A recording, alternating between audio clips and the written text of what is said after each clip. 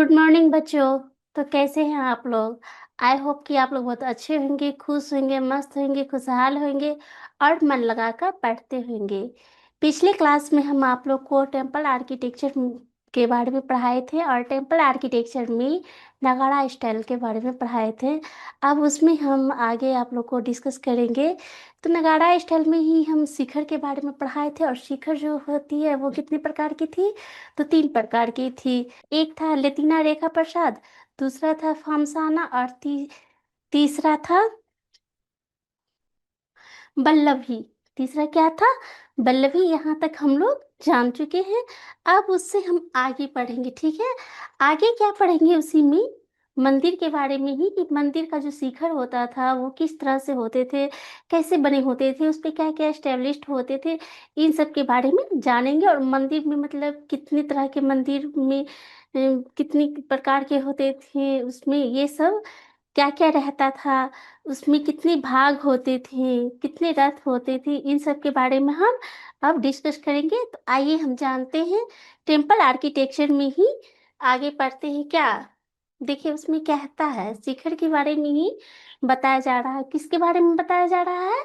तो शिखर के बारे में ही बताया जा रहा है। और शिखर किस में है? तो टेम्पल आर्किटेक्चर में है। तो देखिए कहता है, the vertical end of the shikhara ended in a horizontal fluted disc। क्या कहता है कि जो था शिखर जो था वो किस में था? तो हॉरिजेंटल यानी कि क्षैतिज, और किस में? डिस्क के समान था, खांचेदार बना हुआ था। नॉन एज द अमालक, यानी कि अमालका के रूप में उसको जाना जाता था।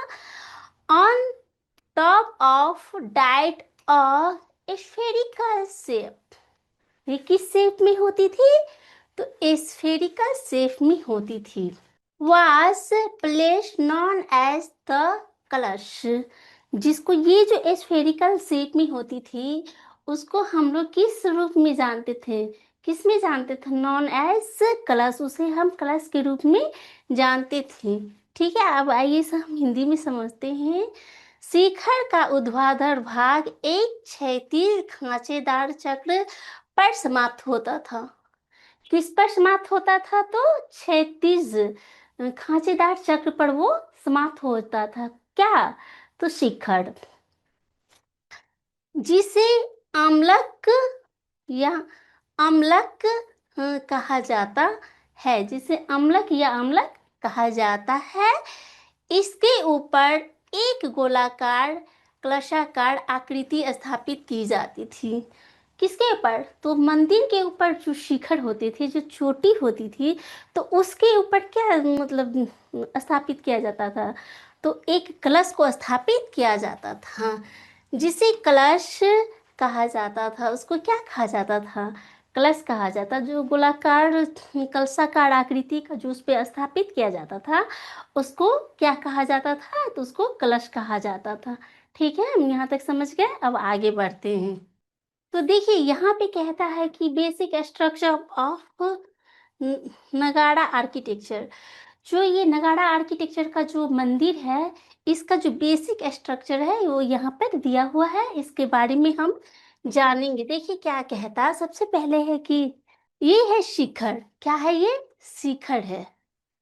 जो इस तरह से जो बना हुआ है इसको हम लोग शिखर कहते हैं, शिखाड़ा शिखर कहते हैं। और इसके पास जो ये जो बना हुआ है, इस तरह से जो बना हुआ है, ये लाइन जो गया हुआ है यहाँ से यहाँ तक, ये जो लाइन गया हुआ है और इसके ऊपर जो चोटी के समान जो बना हुआ है और इसके बीच में जो ये गैपिंग है, तो इसको क्या कहते हैं? पिलर्ड अप्रोच कहते हैं। इसको क्या कहते हैं? पिलर्ड अप्रोच, यानी कि स्तंभ कहते हैं।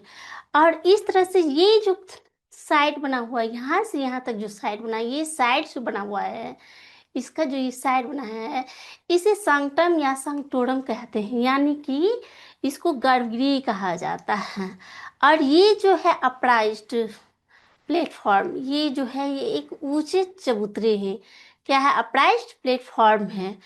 और ये जो है एम्बुलेटरी पासेज वे, ये है जो घूम घूम कर जो प्रार्थना किया जाता है, पथ जो बना होता है, मंदिर के चारों ओर जो पथ बने होते हैं, उ- उसे हम एमिलेटरी पासिस वे कहते हैं। ये क्या है? बेसिक नगाड़ा आर्किटेक्चर। जो ये जो स्ट्रक्चर है वो किसका है? तो नागर स्टाइल का है। वो नागर स्टाइल किस में आती है? तो मंदिर में आती है, मंदिर आर्किटेक्चर में आती है। ठीक है, यहाँ तक समझ गए? अब आगे बढ़ते हैं। देखिए, अब हम इसे हिंदी में समझते हैं। किस में समझेंगे? तो हिंदी में समझेंगे। ठीक है, देखिए ये है शिखर। पहले भी बोल दिए शिखर है। ये है स्तंभित दृष्टिकोण, यानी कि स्तंभ है। ये पवित्र स्थान है या गर्भगृह जो भी कहिए, ये मंदिर का सबसे पवित्र स्थान है। और यह एक ऊंचा मंच है। और यह क्या है? चलने फिरने का मार्ग है। ये जो बना हुआ है ये मार्ग है। और ये सब क्या है? तो मूल नागर वास्तुकला है। ये सब किसके स्ट्रक्चर हैं? तो नागर शैली के स्ट्रक्चर हैं। ठीक है, यहाँ तक हम समझ गए। अब आगे बढ़ते हैं। तो देखिए, अब इसी में हम आगे पढ़ेंगे। ठीक है, तो देखिए इसमें हम पढ़ने जा रहे हैं। Inside the temple, the wall was divided into three vertical planes और रथास। क्या कहता है कि ये जो टेम्पल है, ये जो टेम्पल बना हुआ है, वो वर्टिकल प्लेन के साथ साथ तीन भाग में, डिवाइडेड इनटू थ्री पार्ट्स, तीन भाग में बटे हुए हैं। जो क्या क्या है? तो जो रथा है, रथ यानी कि रथ है, और तीन ऊर्ध्वाधर भागों में ये बटे हुए हैं। These were known as triratha, known as triratha, जिसे हम त्रिरथ के नाम से जानते हैं। किसको? तो जो नागा शैली में जो टेम्पल बने हुए हैं उसको हम त्रिरथ के रूप में जानते हैं। वो सब क्या है, हम आगे डिस्कस करेंगे, कितने रथों में वे बटे हुए हैं। ठीक है, अब देखिए कहता है, अब इसे हम हिंदी में समझते हैं। मंदिर के अंदर की दीवारों को तीन ऊर्ध्वाधर भागों या रथों में विभाजित किया गया था। यहाँ पे भी लिखा है तीन भागों में विभाजित किया गया था। ऐसे मंदिरों को त्रिरथ मंदिर कहा जाता था। इस तरह का जो मंदिर बना होता था उसको क्या कहा जाता था? तो त्रिरथ मंदिर कहा जाता था। कहता है टेम्पल लेटर पंचरथा, सतरथा एंड इवेन नौरथा। यानी कि ये जो टेम्पल जो बने हुए थे वो कितने भागों में बटे हुए थे, कैसे कैसे बटे हुए थे? तो एक तो था कि वो पंचरथ थे, दूसरा था सतरथ, और तीसरा क्या था? तो नवरथ। आप इसे याद कर लीजिए कि टेम्पल जो है कितने रथों में, कितने भागों में बटे हुए थे। तो वो मैनली रूप से तीन भागों में बटे हुए थे। कितने भागों में बटे हुए थे? तो तीन भागों में, जिसमें से पहला था पंचरथ, दूसरा था सप्तरथ, और तीसरा क्या था? तो नवरथ। ये सारे किसके आर्किटेक्चर हैं? तो टेम्पल के आर्किटेक्चर है। इसे आप याद कर लीजिएगा। ठीक है, अब कहता है temples came into existence, ये द वर्टिकल प्लेन्स। ये जो रथ थे, ये जो टेम्पल थे, वो क्या थे कि मतलब वर्टिकल प्लेन में थे। किस में थे? तो वर्टिकल प्लेन में थे। देखिए, देखिए इसमें कहा गया है, कहा जाता था बाद के काल में, देखिए किसको बांटा गया, कितने भाग में। तो बाद के काल में पंचरथ, सतरथ तथा यहाँ तक कि नवरथ मंदिरों का निर्माण होने लगा। किन किन मंदिरों का निर्माण होने लगा उस समय? पंचरथ, सतरथ और नवरथ मंदिरों का निर्माण होने लगा। उसके बाद कहता है were used as different planes to make narrative sculptures. Narrative sculptures यानी कि इसको जो कहा जाता है कि ये सब मंदिर जो बनाए गए थे तो नैरेटिव यानी कि कलात्मक मूर्तियों में, नैरेटिव स्कल्पचर मीन्स होता है कथात्मक मूर्तियों में उसको बांटा गया था, बनाया गया था। देखिए यहाँ पे बताया गया है इन ऊर्ध्वाधर खंडों रथों का उपयोग विभिन्न पट्टिकाओं पैनलों के रूप में किया जाता था। किस रूप में किया जाता था? तो पट्टिका और पैनल के रूप में किया जाता था, जिन पर कथात्मक मूर्तियां और शिल्प बनाए जाते थे। जिन पर क्या बनाए जाते थे? कथात्मक मूर्ति और शिल्प बनाए जाते थे। ठीक है, हम यहाँ तक समझ गए। अब आगे बढ़ते हैं। अब इसी में हम आगे पढ़ेंगे, क्या पढ़ेंगे? तो generally the temple premises did not have elaborate boundary walls और गेटवेज। तो कहता है कि सामान्यतः मंदिर परिसर में भव्य या विस्तृत चार दीवारी अथवा प्रवेश द्वार, तोरण, गोपुरम होते हैं। क्या होते हैं? तोरण और गोपुरम होते हैं। इसका जो गेटवे जो होता है मेन प्रवेश द्वार। अब देखिए यहाँ पे यूपीएससी एक क्वेश्चन पूछ दी है, जो गेटवे यानी कि बाउंड्री गेटवे यानी कि मेन द्वार। तो यहाँ पे यूपीएससी एक क्वेश्चन पूछ दी है कि जो मंदिर का जो प्रवेश द्वार होता है, जो मेन गेट होता है, उसको क्या कहते हैं? तो उसको हम लोग तोरण या गोपुरम कहते हैं। क्या कहते हैं? तोरण या गोपुरम कहते हैं। ठीक है, यहाँ तक हम समझ गए। ये वीवीआई है, इसे आप नोट कर लीजिए, क्योंकि यहाँ इसे आप नोट कर लीजिए। एग्जाम में क्वेश्चन आया हुआ है कि मंदिर का जो मेन गेट होता है उसे क्या कहते हैं? तो उसे हम तोरण या गोपुरम कहते हैं। ठीक है, यहाँ तक हम समझ गए। अब आगे बढ़ते हैं। तो देखिए यह स्ट्रक्चर है किसका? तो मंदिर का। किसका स्ट्रक्चर है? मंदिर के वॉल का स्ट्रक्चर है। देखिए इसमें क्या क्या कहता है। तो देखिए ये स्ट्रक्चर है जो कि बना हुआ है त्रिरथा, पंचरथा और सप्तरथा। ये कौन कौन सी रथ है? तो त्रिरथ, पंचरथ और सप्तरथ। यह किसका स्ट्रक्चर है? तो टेम्पल का स्ट्रक्चर है, टेम्पल के वॉल का स्ट्रक्चर है। किसका स्ट्रक्चर है? तो टेम्पल के वॉल का स्ट्रक्चर है। और टेम्पल के वॉल का जो इसी तरह से बना हुआ रहता है, देखिए 3 फेज में बटा हुआ है, फिर उसके बाद 5 फेज में बटा हुआ है, उसके बाद 7 फेज में बटा हुआ है। ये सारे किसके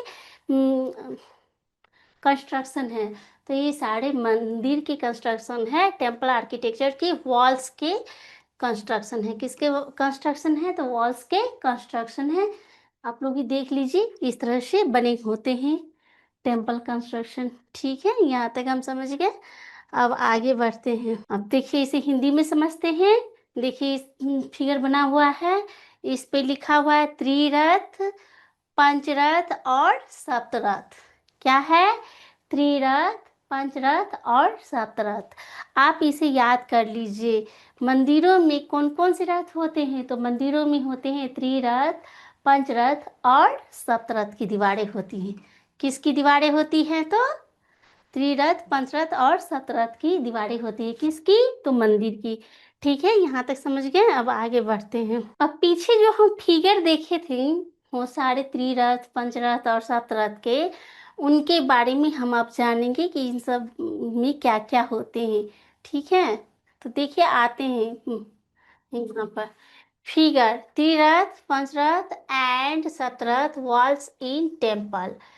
कहते हैं कि चित्र मंदिरों में त्रिरथ, पंचरथ और सप्तरथ की दीवारें, इन सब की दीवारों के बारे में हमें जानकारी मिलेगी। तो क्या कहता है? त्रिरथ त्रिरथा। In this type, the temple walls are divided into three vertical projection रथास। क्या कहता है त्रिरथा में? वर्टिकल्स मीन्स होता है ऊर्ध्वाधर। वर्टिकल्स मीन्स क्या होता है? ऊर्ध्वाधर। तो इसमें क्या कहता है कि ये जो दीवारें थी तीन ऊर्ध्वाधर भागों में विभाजित थी, divided into three verticals parts projection, यानी कि तीन खंडों में ये विभाजित थी। It is considered an early and simpler form of temple design. क्या कहता है? ये जो थे ना प्रारंभिक और सरल रूप में बनाए जाते थे। इसको जो है, ये मंदिर जो है तीन भाग में विभाजित होते थे और इसे सिंपल तरीके से बनाया जाता था। आइए अब इसे हम हिंदी में समझते हैं। त्रिरथ, इसमें मंदिर की दीवारें तीन ऊर्ध्वाधर खंडों रथों में विभाजित होती है। कितने खंड में विभाजित होती है? तो तीन खंड में। कौन सा? तो त्रिरथ। त्रिरथ किस में है? तो मंदिर में है। यह प्रारंभिक और सरल रूप में माना जाता है। यह किस रूप में माना जाता है? तो सरल रूप में। प्रारंभिक, जो अर्ली, जो सबसे स्टार्टिंग में जो बनते थे मंदिर, तो उस समय जो है सो तीन ही रूप में बनते थे स्टार्टिंग में। वो त्रिरथ के रूप में उसको जाना जाता था।